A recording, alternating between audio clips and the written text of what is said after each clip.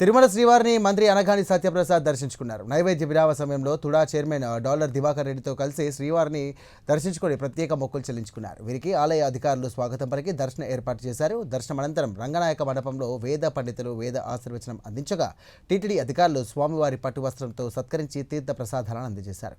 తిరుమల శ్రీవారిని దర్శించుకోవడం చాలా సంతోషంగా ఉందంటూ మంత్రి సత్యప్రసాద్ పేర్కొన్నారు. అందరికీ నమస్కారం. చాలా సంతోషం. ఈరోజు నేను గౌరవ తుడా చైర్మన్ గారు డాలర్ దివాకర్ గారు దేవుని యొక్క దర్శనం చేసుకోవటం, ముఖ్యంగా ఈ సమ్మర్ హాలిడేస్ రావటం, ఇప్పుడైతే మన రద్దీ కూడా ఉంటాం మనం చూస్తూ ఉన్నాం.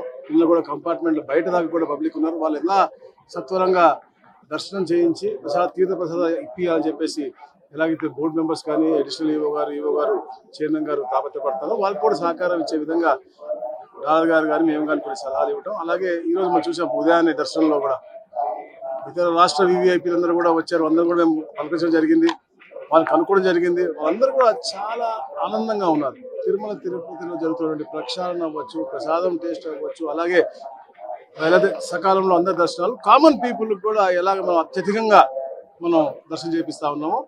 క్లీన్లెస్ కానీ అన్ని కూడా చాలా సాటిస్ఫాక్టరీ లెవెల్స్ చెప్పారు. చాలా ఆనందంగా ఉంది. ఇలాంటి దర్శనాలు అందరికీ కూడా పేదవాడికి కూడా సకాలంలో జరగాలనే లక్ష్యంతోనే ఈ ప్రభుత్వం పనిచేస్తూ ఉంది.